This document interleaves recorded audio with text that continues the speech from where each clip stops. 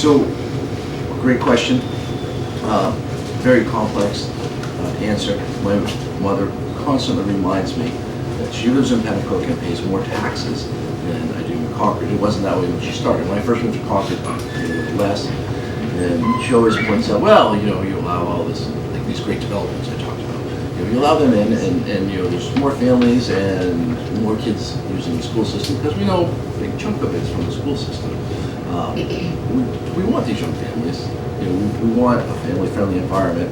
So there is a balance. I think, you know, good affordable housing is a worthy investment. How do we solve this? I think we look at, you know, of course, City Council looks at the city side of the budget. We look at what we can control.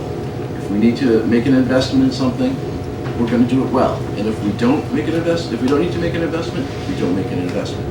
Other than that, you look for efficiencies where you can, and that's, you know, that's how we do it. The answer to the question is very simple. Like me, I'm the only person up here that's taken a voluntary pledge. I have pledged that if I am elected, I will not vote in the next budget cycle for more than a 3% increase in our property tax rate. And I will stick by that.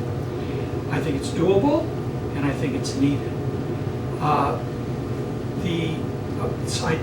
speak to so many people who are making these decisions right now. How can I stay in my home? I've raised my kids. We're empty nesters. We're trying desperately to hold on to the house, but we have to pay that tax bill. It's killing us. So here's the idea. We're spending too much money on capital-intensive projects. The city has, in the next decade, they have set aside or projected $276 million in capital-intensive projects. Who do you think is going to pay that? I'll tell you who it is. People sitting here in this room, and their kids, and their kids' kids. I think we need to take a hiatus on expensive capital-intensive projects. Take a deep breath, put a lot of these on the table, come and visit them at a later date, but let's see if we can't do 1, 2, or 3 years with budgets that are under control in less than 3%. You know, as a city council, we have done an outstanding job over the years at really controlling our costs. How have we done that? We have made significant reductions in services. We have capitalized on efficiencies whenever we could. And I think that if you look at, just take the last budget. Most of them are not over 3%, by the way. This last year we had a tough time, but why is it expensive? Well, first of all, 35% of the retirees' health cost, retirement system has been shifted from the state down to local municipalities. Every municipality in the state is suffering the same thing. We have seen a huge issue with retirement costs. The second is healthcare costs. We had a 10% increase in just this last year. Now, prior to that, we were seeing 0% because we do a lot of investment in making sure that our workers are well taken care of, their safety efforts and such.